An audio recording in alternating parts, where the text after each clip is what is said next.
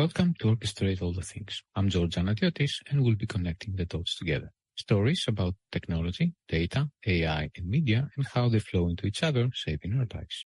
So very simply, a dark pattern is an interface that makes you do something you wouldn't have done if someone had asked you the question. If you had understood what's going on, and if someone had asked you, you would never have done that action. It's a very simple definition, and it's quite ironic because in our R&D lab, we studied hundreds of scientific articles, very, very sophisticated, on all the various definitions of dark patterns. There are 16 taxonomies and ontology. I mean, the level of sophistication of scientific research on dark patterns is really impressive. But we've decided to go back to a very simple definition because that's what manipulation is about. You are manipulated when you're doing something that you wouldn't have done otherwise, right? Mm-hmm. And that's why we believe that there's a strong need for another type of structural remedy, which is human safety tech per se. It's a bit of an irony because we need tech to protect ourselves from the tech. But it's, that's the world we live in. We live in a world fraught with interfaces designed to work against you. Most people sense it. Few can prove it, and fewer still are trying to fix it.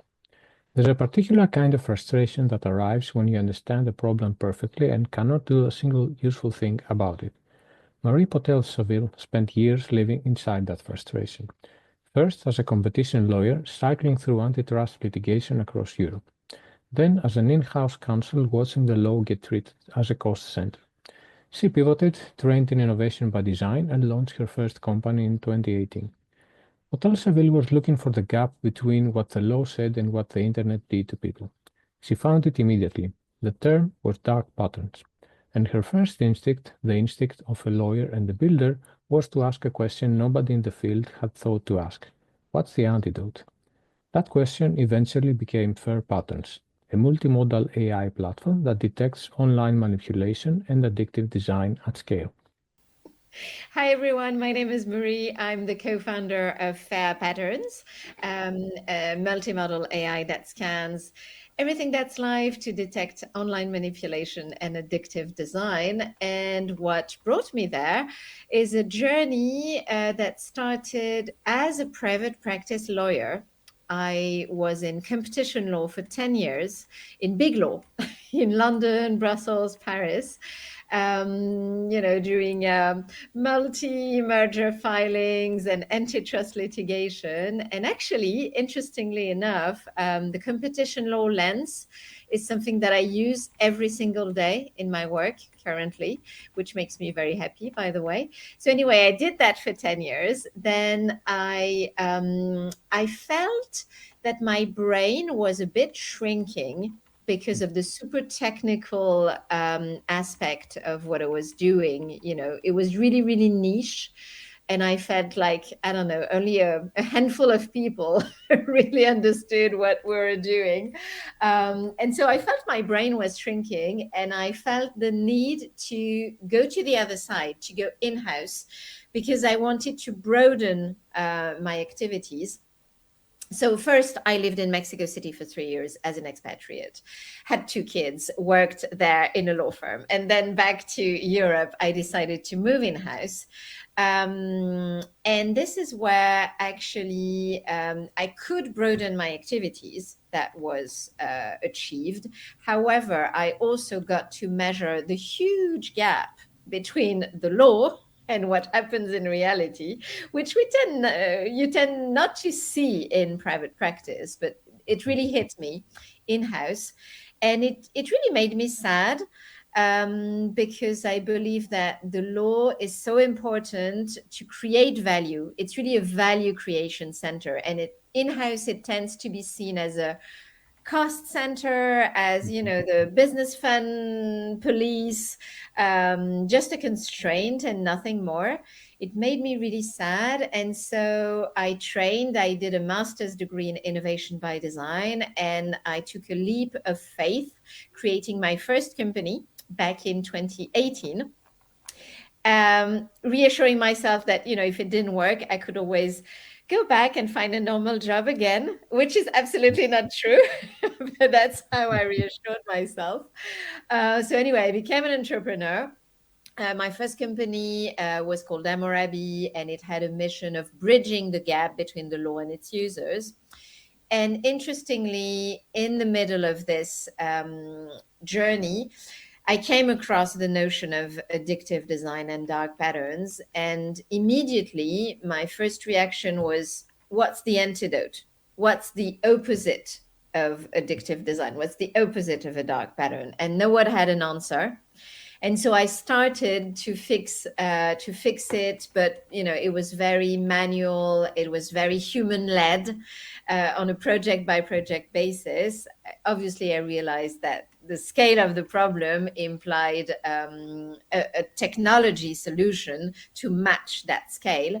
And so I first created the R&D lab for fair patterns, where the research question was, how can we fight at scale against dark patterns? And from there, we built fair patterns as an AI solution. So it was first an R&D lab, then we created the concept of a fair pattern, which we published. And it means interfaces that empower you to make your own free and informed choices. It sounds obvious, but it's actually the opposite of what's happening right now online. We're just Muppets. And so from the concept, we created a library of fair patterns, and then we created the multimodal AI that scans sites, apps, and social media. And we've been live on the market since January of this year. Okay, thank you. That's quite a fascinating journey, I would say, and thank you for anchoring the different parts of that journey. And we'll have the chance to dive into lots of those throughout the conversation. And I think for me, an obvious place to start would be precisely going back to what you mentioned, that to the thing that caught your attention about addictive design and the so-called dark patterns. And we'll come to the antidote part later. But first, I think, in order to understand the antidote, we have to first understand what the disease is, so to speak. So what are dark patterns, actually? To be honest with you, so personally, I was vaguely familiar with the term, and it sort of re-emerged when I saw the work that you are doing. I was like, yes, there is this thing called dark patterns, but it was a long time ago, and I think for many people it's the same. They may actually experience it every day, but I'm not sure they have a clear definition of what it is and why it's a bad thing, actually. Yeah.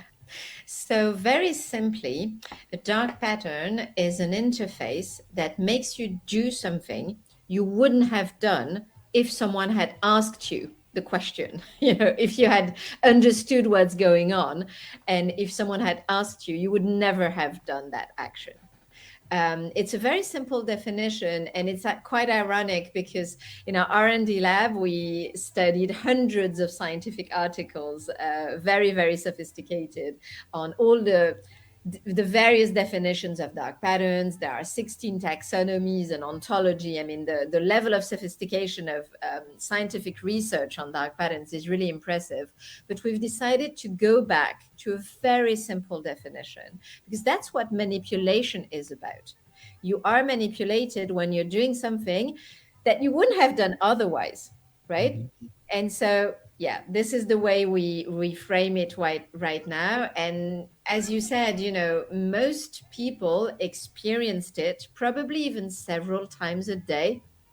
Yeah. From cookie banners to free trials or free delivery that end up as a very much paid for subscription that you can't cancel, to geolocation that you are very much incitated to authorize under a false pretext, and you end up being totally tracked. So that's a dark pattern. It's really manipulation and deception through the interface, through the architecture of choice that's online. Think of it as choice engineering, so that it's no longer your choices, it's no longer your decisions. You think that you do stuff online as you want. You actually don't, because there's this architecture of choice engineering your behavior. So we're just Muppets, basically. Mhm. And that's Okay. different from addictive design, of course. Mhm. Okay, so I want to share like a personal, let's say, experience, just to make, because in my mind, there's a kind of thin line, let's say, separating um, guided guidance that a designer may offer through the user experience through manipulation. So my personal experience is this. So I like to use, for example, web-based, let's say, email providers, not necessarily through, I don't know, Outlook or a dedicated mobile application. I like to use them through the browser. And so every time when I open, for example, Gmail through my mobile browser, every time I get the welcome screen it has a huge button, upgrade to and use, Gmail application. I specifically don't want to do that. Luckily, there is an option. It's very tiny, hidden underneath. You can still click here to use it through the. So I do this every time. So obviously, the people who designed this user experience want you to use the web application, the mobile application. They Yeah. still give you the option to use the mobile browser, but it's tiny, hidden, and you have to specifically look for it, and you have to go through that every time. So they're clearly steering you towards this Yeah. direction, but you still have the option. So this obviously is their preferred way of interacting with the application, because they want you to download the mobile application for a number of reasons. So my question is this: would you classify that as a dark pattern? And if yes, is that actually in different jurisdictions? Is that legal, or is that a kind of gray area? Yeah, so this is totally a dark pattern because it's making something more difficult because it's not in the interest of the company for you to not use the app. Okay, so your preferences are not respected. And instead, they're trying to steer you towards the solution that fits their interests and not your interests. And the reason behind is usually that they collect way more personal data when you're using the mobile app, obviously. And this is where it enables me to answer your legal question, because if the data collection process is forced, then it's not valid consent. If they trick you into sharing more personal data than you would have done if you had really understood, then it's contrary to GDPR, because consent has to be free and fully informed. And also, it could be contrary to GDPR in terms of there's a principle that's very often completely forgotten and overlooked. It's the data minimization principle. Mhm.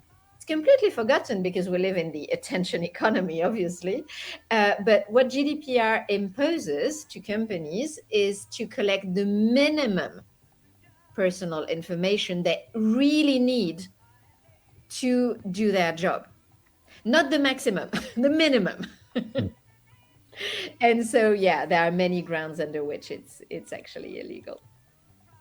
Okay, so it's interesting that you brought up GDPR, because, again, to my mind, it's kind of the archetypal example of something that was maybe well intentioned, but has ended up being, well, sidestepped in a lot of ways. So, for example, the principle of collecting as little personal data as possible, for example, is in practice counteracted by something else, which is called legitimate consent. So people and companies end up doing lots of things that were not Legitimate, normally yeah. under legitimate consent. Well, actually, it's either consent or legitimate interest. It's one Interest, yes. or the other. Yeah. And yeah, for legitimate interest, let's not forget that companies have to do an impact assessment. Okay. And the interest is only legitimate if it's absolutely indispensable for them to collect those data. Right? So you can't just bypass consent if your data protection impact assessment doesn't enable you to use the legitimate interest. It's not like an open door to collecting anything you want, how you want it. Mhm. Right? Okay, so I presume that there is no specific legislation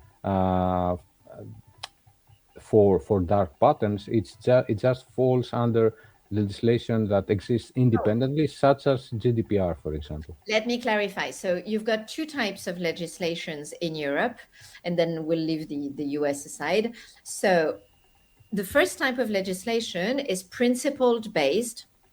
It doesn't specifically prohibit dark patterns, but it applies to dark patterns. So that's the Mhm, case for GDPR. For mhm, example, most dark patterns will be contrary to the fairness principle that's enshrined into the GDPR, where any processing of personal data needs to be fair. And if you're tricked into giving your data, not knowing what's happened, it's just unfair. So that's how GDPR applies, and also obviously, the valid consent conditions. Then you also have UCPD, the Unfair Commercial Practices Directive. It's a general prohibition of aggressive commercial practices and misleading commercial practices, and dark patterns fall into that category. Okay, so it applies, but it doesn't specifically prohibit dark patterns unless you take the appendix. But anyway, and then you've got a second type of legislation, which is more recent, and that's the DSA, Digital Services Act, the DMA, Digital Markets Act, and the Digital Fairness Act, which is still at the stage of a project. The DSA prohibits expressly dark patterns in Article 25. Okay, this is an express prohibition. The DMA has an anti-circumvention provision specifically on dark patterns, and the AI Act specifically prohibits dark patterns in AI in Article 5. And then we've got the project of a Digital Fairness Act, which will fill the gaps for dark patterns and prohibit addictive design more precisely, because it's imperfectly covered currently in EU legislation. Does that make sense? Okay, it does. It does. I just wonder, does it actually happen in practice that people take companies to court on these accounts? Absolutely. I'm sure you've heard about the Meta YouTube verdict on Mhm, March 25th. So, in this case, a jury held Meta and YouTube liable for addictive design. So, for precisely designing their platforms, their social media, in a way that makes teenagers and kids addicted to their platform. By the way, the World Health Organization recognized a social media disorder. So it's not an addiction like you can be mhm. addicted to a substance, to a Yeah. drug, but it's the same damaging mechanism. So it's been officially recognized as a social media disorder. And yes, so you've got, beyond the Meta YouTube verdict, which is a landmark case. It's the first time in history that platforms have been held liable for addictive design. And what's really interesting is two factors. One, in this case, the discovery process in the US shed the light on internal documents within Meta, which they had to produce before court, Mhm, which are so telling. Basically, they were in a competition race with TikTok. They were losing the race. And to avoid losing the competition race, they found out that the younger the kids started using social media, the more addictive mhm, it would get. And so you've got one internal document saying exactly that, if they want the product to be as sticky as possible, they need to target kids at an even younger age than 13 years old, which was the official age limit. mhm. And so you've got a quote in one of their internal documents: if we want to win big in teens, we need to take them as tweens. And tweens means, pre-adolescent. It's actually kids from 8 to 11 years old. And so there was a conscious, very well-informed decision with a quote from a document from Zuckerberg himself saying, okay, this is our strategy to win the competitive race against TikTok. We need to make young kids a target. And so this verdict is also interesting for another reason, because you've got thousands of very similar cases pending. So it's only the first of a very long series, but now that, you know, there was a guilty verdict, it's very likely that there will be, that all the thousands of pending cases will have a similar... They could use it as precedent. Yeah. So that's in the US. Now, in the EU, we're also seeing a number of class actions against companies employing dark patterns. For example, there's one currently against Booking.com in the Netherlands that's ongoing as we speak. And we know that there will be additional class actions against addictive design in the very near future. Okay. So it does happen, and from the user or consumer, however you want to put it, side of things, that's encouraging. Yeah. But I want to sort of dive a little bit deeper here, in the sense you also mentioned in the introduction that people have been very thorough in studying and classifying the different types of dark patterns. And to my surprise, it was only when preparing for our conversation that I discovered that they even went as far as to produce taxonomies of dark patterns. And actually, I discovered that you yourself have worked on one of those. So this is of special interest to me, and I'm presuming to many of the people who may also listen to the conversation, because I have an interest and background in data modeling and semantic data models, taxonomies, ontologies, and so on. So I was wondering if you could share your personal experience, let's say, as well as the experience of others in the field that you have worked with. So how they went about creating those models, and what has their utility actually been? Have these taxonomies been useful for you? Yes. So, okay, where to start? First, when I started researching dark patterns, and I found out that there were already 16 taxonomies existing. So some of them were created by researchers, scientists, some others were created by regulators themselves. You've got a taxonomy by the FTC, you've got another one by the EDPB on specifically on privacy. I was really impressed, because the sophistication of the research was really impressive. Now, actually, after 3 years of R&D, we spent 3 years analyzing all of this, including the ontology that was created by Colin Gray, Christiana Santos, and Natalia Bielova, who are amazing researchers in this field. I have a huge admiration for them.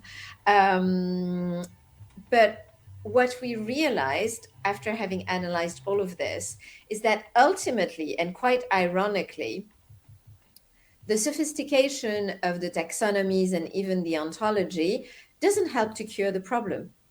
It's intellectually very interesting. It makes for great scientific papers. Yes. But you're still left with no practical solution, and with a sort of digital plague that keeps spreading as you develop, the conceptual framework to understand what it is. I mean, it's a necessary work, but you're always running behind the reality, which is that as we speak, new dark patterns are being created, right? And that was even before Gen AI. And now with Gen AI, you've got AI-powered dark patterns. Okay, so Gen AI is actually creating dark patterns, whether you prompt it to do it or not.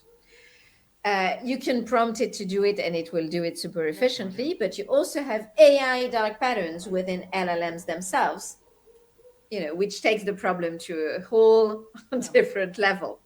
So my experience with taxonomies, and again, I'm really grateful for the ontology, but it left me with a sense of frustration, also because I'm a doer. I need practical solutions. I need things that really change the reality for people. And this is where I thought, okay, we can contribute to this field by actually creating a countermeasure, because it was a bit surprising to me to see the state of the art with so many papers on, okay, what's the name of this problem? What's the root cause of this problem? What are the legal grounds that we could use to fight against this problem? And no one ever looked at a solution. I even had this discussion with Harry Brignall, who kindly agreed to be our senior advisor. He's the expert who coined the term dark pattern, and then he had it evolved into deceptive patterns, deceptive design. And I even had this discussion with him. I was like, okay, where's the antidote? And at the time, he honestly told me that he didn't think it could be cured. He thought, he sort of assumed that this was a sort of side effect of digital economy, like, this is attention economy and there's no other way. And this is something that I strongly rejected, probably because I'm a lawyer and because I believe in the rule of law, and I can't accept that something so deeply illegal on so many legal grounds is a sort of side effect and we can't do anything about it. Also because as a citizen, I was very concerned about, this manipulation system. It's bad enough when it makes you buy a pair of sneakers that you didn't need, or pay, your plane seat. Or get a subscription you didn't intend to, or whatever of these things. It's bad enough, in the commercial area, but think about the political implications. Right? We already had a precedent with Cambridge Analytica. Yes. I mean, there's scientific evidence that Brexit perhaps might not have happened without that manipulation on social media. And it can happen again. And it's probably happening again as we speak. So, this is also why I just couldn't accept this idea. And so my experience with all this very interesting intellectual work is also that it's not enough. And it's nice to be, intellectually satisfied, but you really need a cure. You really need a solution, a practical solution, live on the market. Absolutely agree, and we'll come to the solution part. Just a short comment on your experience in actually using and contributing to this ontological and taxonomy work. There's one famous adage in the world of data modelers and ontologists. It's that, and I think it perfectly aligns with your experience. It basically goes something like, you can create a perfect ontology and, a very deep taxonomy and all of these things, but you should always start with the end goal in mind. Like, okay, what is the use case? What am I supposed to do with that? Who am I supposed to serve? What are the questions that I need to answer? If all you're doing is documenting, then it's a kind of intellectual exercise with no real utility. And I think that has been your experience probably. I fully agree. To be fair, the ontology was created by Colin Gray, Christiana Santos, and Natalia Bielova with a very specific purpose in mind. Basically, they had seen in various cases in the US that some companies employing dark patterns would take advantage of the fact that taxonomies were fragmented, it was a bit scattered all over the place. They used this to create an argument that is confusing, we're not sure what a dark pattern is, to get away with their behavior. And so they decided to create an ontology that would encapsulate all of the taxonomies precisely to counter that sort of legal argument that it's a vague concept, we're not sure, and if it's vague, you can't prohibit it. So this one had a very specific purpose. But yes, I fully subscribe to the adage. What are you trying to solve? Who are you trying to serve? Exactly. So, all right. So let's say that one way of fighting back is the legal way. So you explained what kind of legislation applies to dark patterns. You explained also that there now is precedent. So in theory, if I get to the point that I'm super annoyed, for example, with my provider that makes me click that obscure link to use the mobile browser every time, I could take them to court. But I think that most people will not go through that process simply because they don't have the time or the funds or the energy or anything. So companies get away with that most of the time, unless they cross this threshold that they do things, that are extremely, I would say evil, like getting consciously addicting, for example, twins in the example that you mentioned, classifies beyond competition or market practices. So these things should definitely be prosecuted. But for the lesser, let's say, evils, is there a way to fight back? And I think this is where the fair pattern concept comes into play. And I would like to explain what constitutes a fair pattern and what you are trying to achieve with that. Yeah, well, I completely agree with you. Most companies, get away with it because regulators have limited resources. They prosecute the most visible cases, but it's never going to clean up entirely the market. And then class actions obviously exist in certain jurisdictions, not all of them, but it's also down to the resources that a few NGOs and perhaps some VCs that fund the litigation cases could dedicate. So it's really important in our mind to empower people to fight back and to provide what we tend to call a human safety layer, that should be embedded in everything that's digital and everything that's in all AI products. So what's a fair pattern?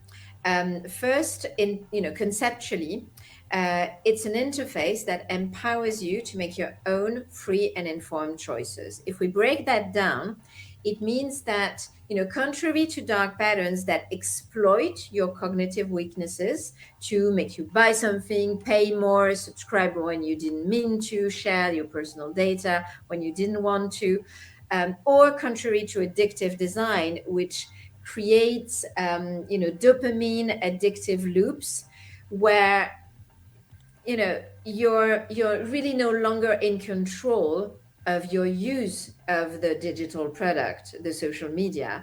It's just doom scrolling, and you're not even enjoying it. There is scientific research showing that it's not because the teenagers spend all their time on social media that they feel good about it afterwards. They feel very bad about it. They've got headaches, they feel bad about themselves. And in the case of the Meta YouTube verdict, this young girl, she even had, suicidal thoughts, dysmorphia, terrible symptoms.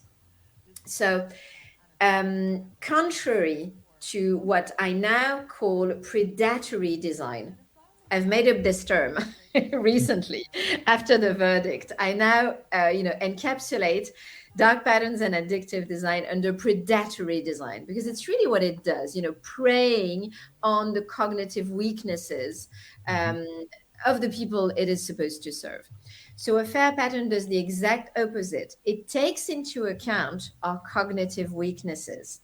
For example, we're all very sensitive to information overload. So, if I put you in front of a screen absolutely full of content, like, I don't know, a privacy policy in legalese, in full screen, like a wall of jargon, I can be 100% sure that you will never read it, because no human would read it. It automatically triggers, a number of biases, because information overload is one of the triggers where plenty of biases come into play and make us, stop reading, stop learning, but automatically clicking nevertheless. So to be fair, a pattern has to acknowledge that all humans are actually vulnerable online.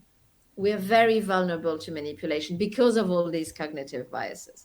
For example, we have the default bias. It's absolutely obvious, but when something is pre-selected, like a box that is pre-ticked, very few humans are going to untick it. Very, very few. We just leave it as is. So it's just a very basic example, but in a case in the UK, it led to unwanted purchases in the amount of billions of pounds. And so a fair pattern takes into account the fact that all humans are vulnerable online. In some cases, for example, for minors, it also specifically takes into account that specific vulnerability. For example, before the age of 25 years old, the prefrontal cortex is not entirely mature. It will do so only at 25.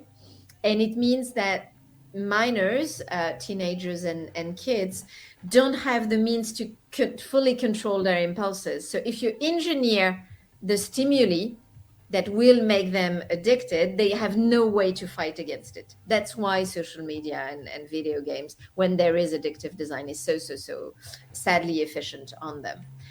So back to fair patterns, it takes into account human vulnerabilities, and it leverages behavioral sciences and design strategy and plain language, legal plain language, to provide just the sufficient amount of information, but not too much, because then you're overloaded and you don't read. So enough information so that you can make an informed choice, but not too much information so that you're not overloaded, taking into account your needs. And, in terms of design, it's all about providing the actual means of the choice. You were referring earlier, to the number of clicks that you have to do to not download the app when you don't want to. Well, typically, a fair pattern has symmetrical buttons to do the action or reject the action. Yes, no, accept all, reject all.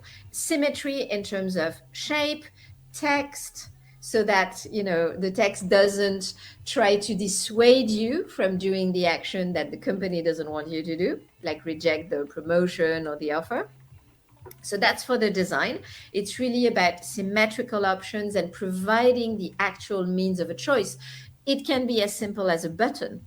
Sometimes you just don't have the button to reject cookies. You have a big fat button to accept all, and a tiny gray link in a corner of the screen that you don't see with a very low contrast. So all of that needs to be fixed by design. And then the legal plain language comes into play because we're also very overwhelmed by legalese.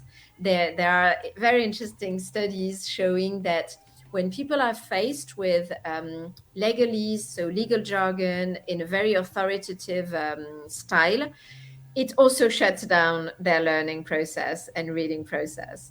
And so the more, ISO plain language, the better. We're lucky to have a plain language ISO norm since 2023, and a legal one, so legal plain language, since last summer in 25.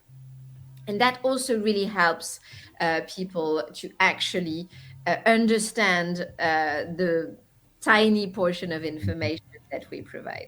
And the whole point, by the way, of fair patterns is not to nudge users. We don't believe in nudging, because nudging is paternalistic. Who decides what's good for you or for me? So we don't want to nudge anyone, but we want people to fully understand what's going on and then make their own decision. If they're happy to accept all cookies because they use it, they like to have super targeted ads because it serves their purpose. Let's say it's easier to shop online. If they really understand how it works, and if that's what they want, then fine. But we want people to fully understand and then make their decision. Now, for the case of addictive design, a fair pattern is a bit different. It's still, it's still based on the same principle to take into account the cognitive weaknesses of humans. So typically our vulnerability to dopamine shots.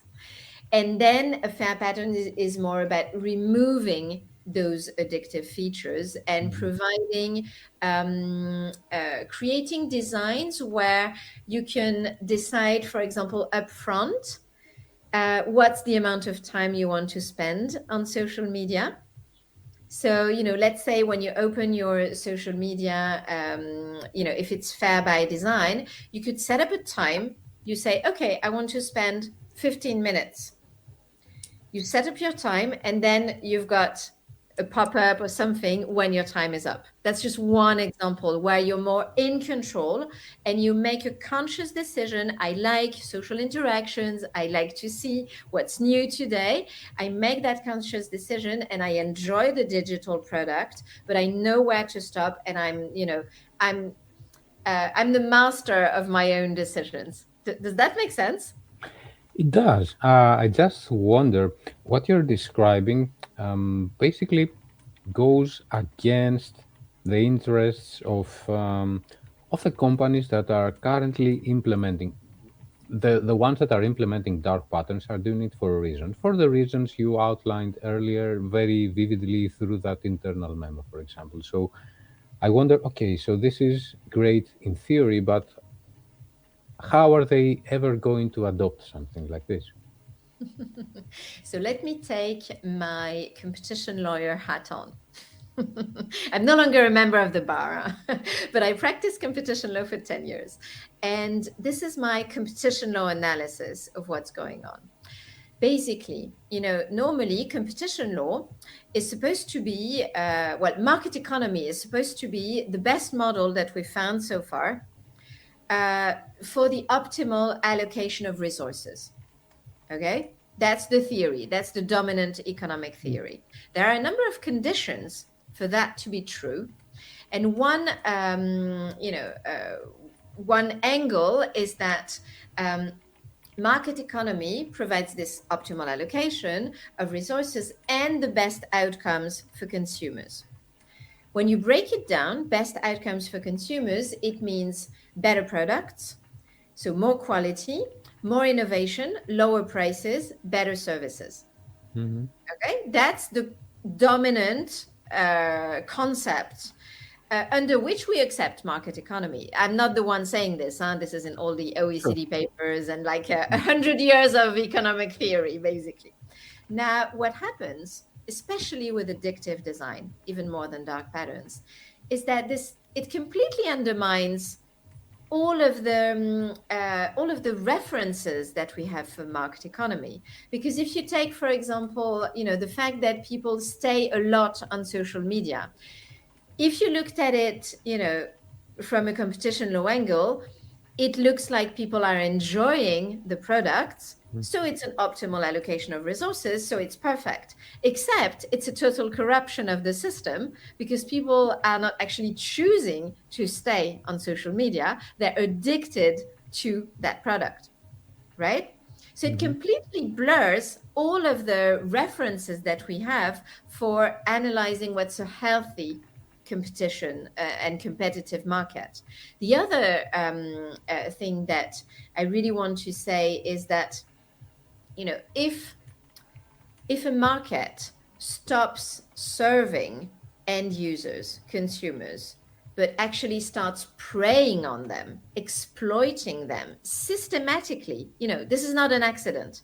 This is systemic exploitation of humans' cognitive weaknesses. Then it's not serving its purpose anymore, even from a sheer economic standpoint.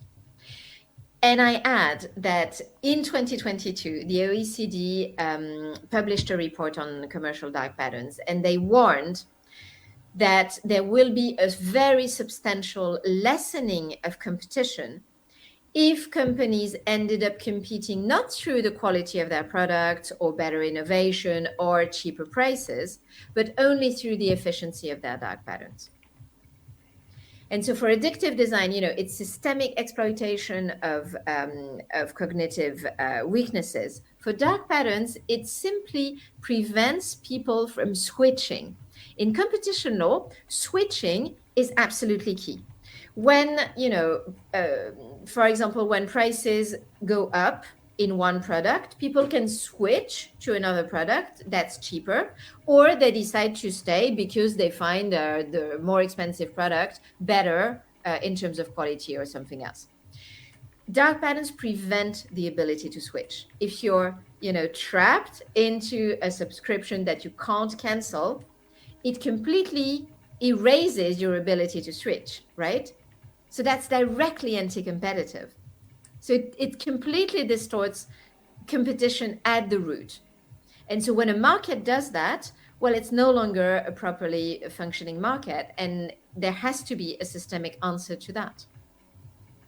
Okay, so if I get the gist of the argument you are making correctly, you're basically saying that some regulatory authority should intervene should the conditions that you're outlining be met. So basically, you're saying that this is anti-competitional behavior, and therefore the regulator should intervene. Am I correct in interpreting this way?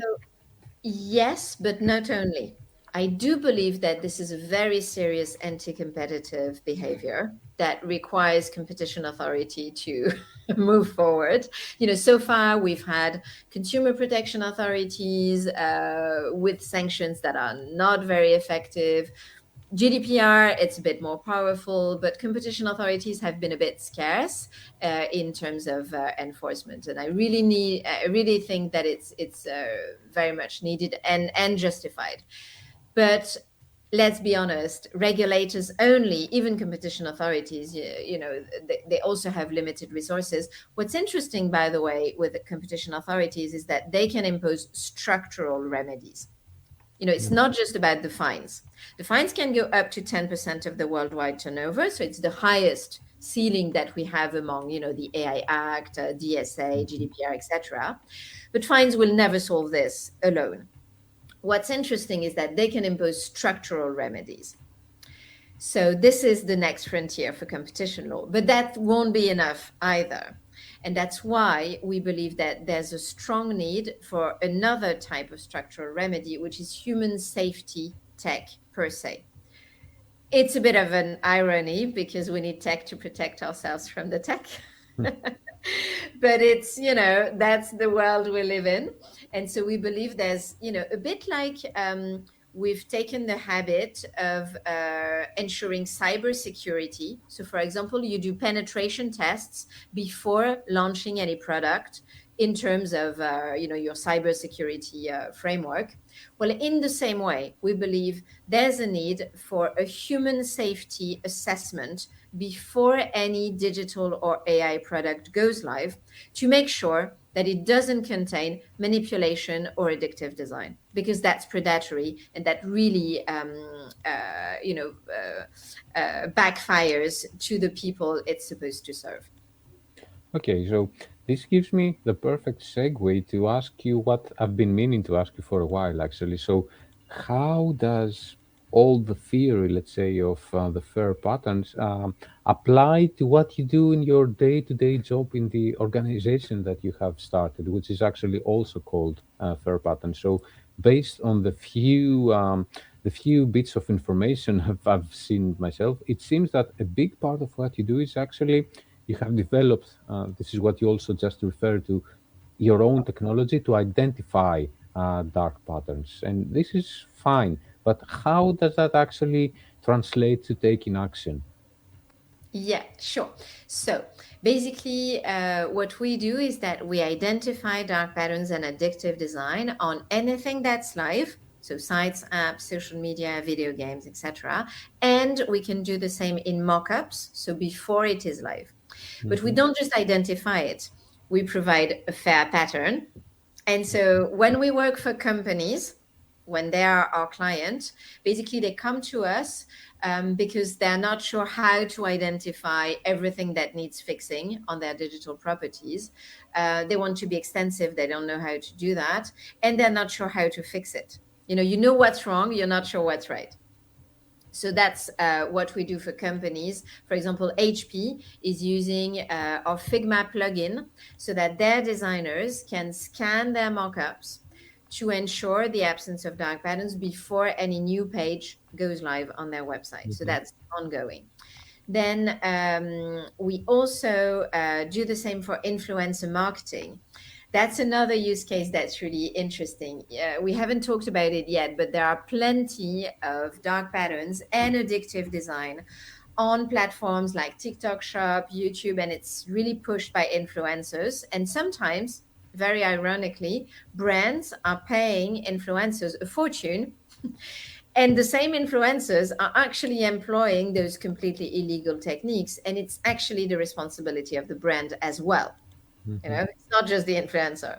And so we have a use case where we help brands to police the videos that are produced by the influencers that they pay, because they pay them and then the influencers do their stuff and that's it. So we scan those videos and we automate the messages to the influencers in agreement with our client, obviously, so that it can be just suggestions of addition or notice and take down if it's really too serious. We automate the reports to the clients, and we can also automate the reports to the influencer agencies so that they also learn and better manage their influencers. So that's what we do for companies, and it helps cleaning the market either at the markup stage or when it's already live. And again, we've only started in January, so it's early stage, but we've got like 6 clients for now. And the second use case is law firms. With 2 situations. One, they want a digital audit for their clients. And so we just provide the technology so that it's way more efficient and it provides the remediation for their clients. And second, it's the strategic litigation, where we provide packaged evidence for any litigation law firm that wants to go after one of the companies employing dark patterns. And obviously, we have a very strict conflict of interest policy so that we can't be on both sides. If I may, I want to add that we're currently working on integrating our solution in a very famous Gen AI company. I can't name it for now, but ideally, we want to fix the problem at the root. So integrating within Gen AI itself would be absolutely amazing, so that any line of code produced by this tool would have this human safety layer embedded. Okay. We also want to do the same in other technological platforms. Like we're talking to a number of potential partners for now. We could integrate in, Cloudflare, Replit, Lovable. We could integrate in consent management platforms, so just for cookie banners, but that would be really nice. Again, at the root to fix the problem even before it produces damages. Okay, so I wonder on the entrepreneurial, let's say, side of things.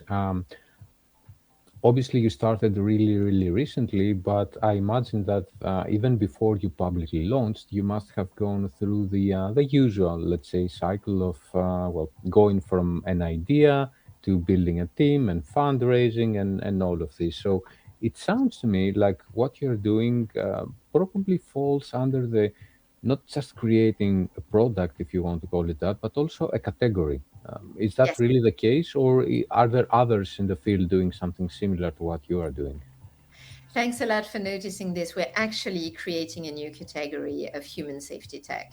We're the first mover in this category, but we see this category moving. It's not a competitor, but there's a very interesting company called Devaliance that just launched a product called Spectre One, which cancels the noise, so that any device around you cannot listen to your conversations. The reality that you end up being spied upon by your microwave or your connected home. The series and the like. Well, they created a device that makes your conversation completely shielded from any device that can be listening to you. Mhm. And so I think, there's a movement to go in that direction. Human safety tech is clearly catching up because I think the GAFAMs just went too far in exploiting us. And we need to fight back, and now is the time. It does, and I wonder how hard or easy has it been for you to go to prospects and convince them that this is something that they should be doing? So, of course, being an entrepreneur is incredibly hard, and it's absolutely not credible to say anything otherwise. But I've got two co-founders, amazing, Jerry Gupta, co-founder and CTO, and Sundar Narayanan, co-founder and chief AI ethics officer. And I really want to do a tribute to them because we're more than co-founders; we're a sort of extended family. And yes, it's incredibly hard. But what really makes me happy is that the market is responding really well. So it's tons of efforts. It's super difficult. It's crazy hours and everything. But the market is responding really well. When you have a client as big as HP in the US, and we're talking about the headquarters, saying, "Wow, this is exactly the tool we've been dreaming about, and we even you didn't even know it existed." This clearly it signals that something is happening. And also what makes me happy and hopeful is that we have many people who contact us, not necessarily because they're in a position to be our client, but just because it's usually very senior people with amazing positions in very large organizations. And they're like, "What can I do to help your project?"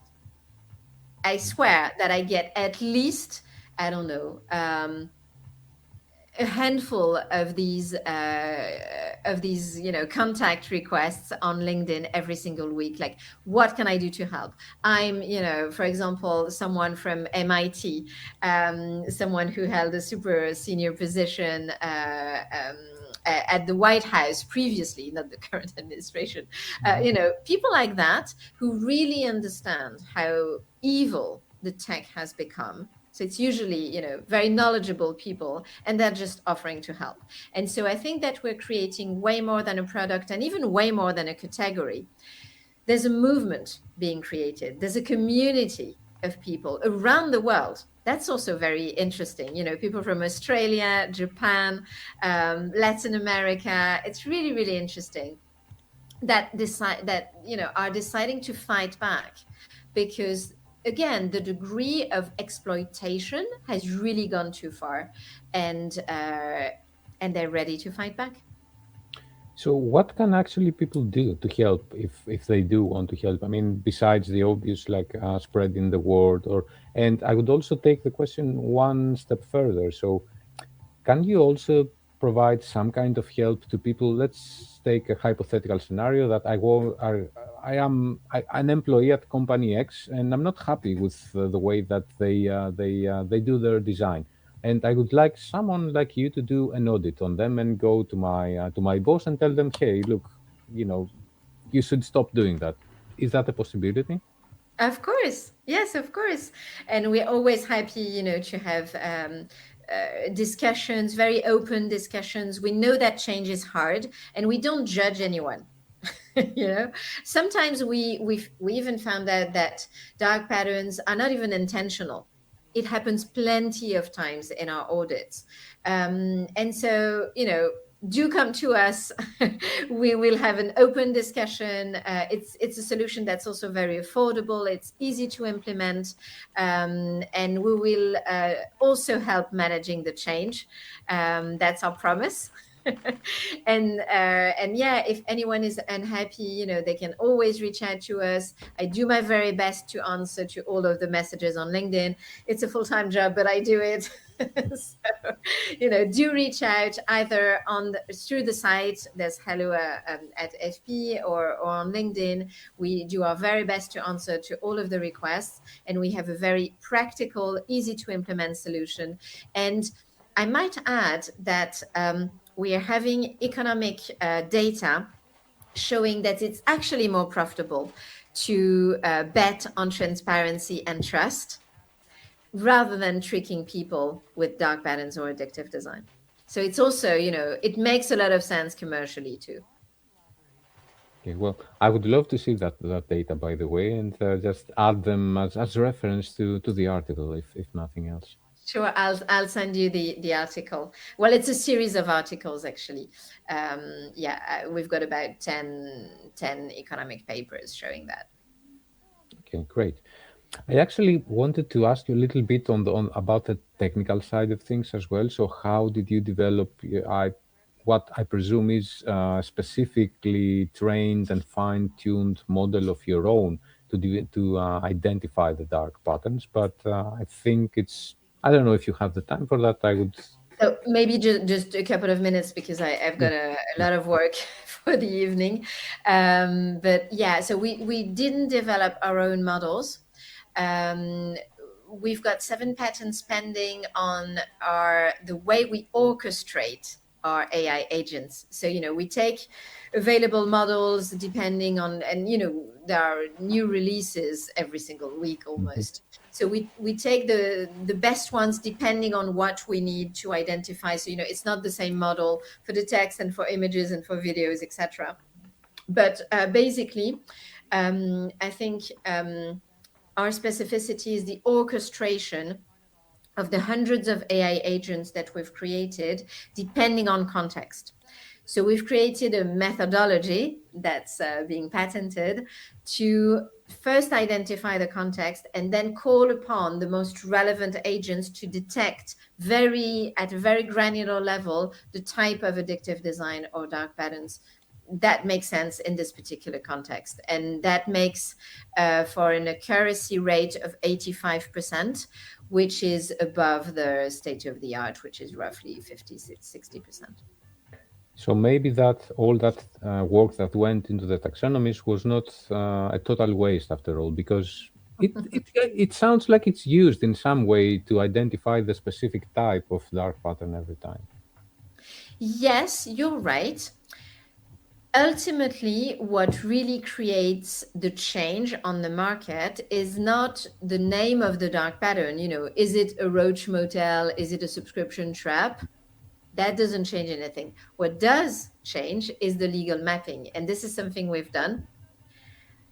Connecting a specific type of pattern with like 10 different legal violations in US and EU law, that's what convinces the clients, the companies, to actually change the design. Exactly. Great. Thank you very much for a super interesting conversation, and I hope everything goes your way, because I think pretty much everyone stands to benefit. Thank you so much. Thanks a lot. Thanks for sticking around. For more stories like this, check the link in bio and follow Link Data Orchestration.